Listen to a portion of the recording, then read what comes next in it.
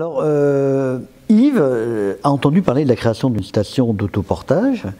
et se pose la question, est-ce qu'il peut s'en servir notamment pour amener des meubles à la déchetterie, mais finalement, quelque part, sa question va un peu plus loin, comment ça va fonctionner? Alors, c'est un point important de notre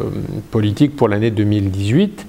puisqu'à partir du 1er décembre prochain, donc dans quelques jours, les Sparnassiens et les non-sparnassiens vont avoir accès à un service d'autopartage qui sera situé rue Jean Chandon-Mouette, rue Jean Mouette, le long du jardin de l'hôtel de ville, et qui permettra d'accéder à des véhicules électriques, 3 petits citadines et un petit utilitaire, et pourront louer ces véhicules à l'heure, à la demi-heure, à la journée, à la demi-journée, pour satisfaire des besoins, j'allais dire, individuels, qui peuvent être aller faire des courses, aller chez un spécialiste, chez un médecin, aller pourquoi pas à la déchetterie avec le petit utilitaire, pour transporter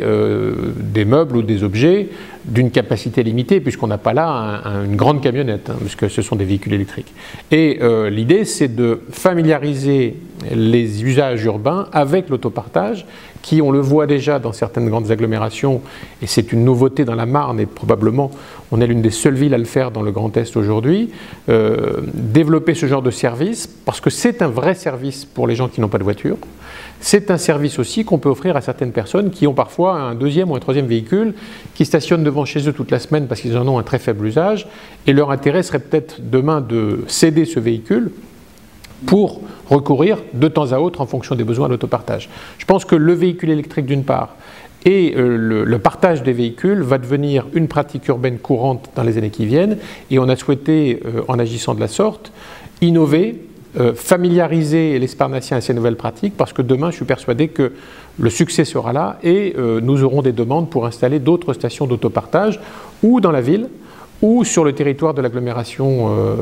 d'Épernay, puisque ça peut être aussi une réponse pour la mobilité des personnes qui habitent en dehors des villes. Qui porte le projet justement? C'est la ville. C'est la ville qui le porte, et elle a bénéficié d'une subvention très importante du ministère de l'Environnement, de l'ordre de 80%, parce que c'est un projet innovant, et parce qu'il s'inscrivait dans la dynamique à la fois des territoires énergie positive pour la croissance verte et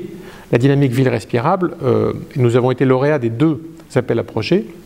ce qui nous a permis d'obtenir ces financements et donc de mettre en place ce service de manière totalement innovante dans la Marne.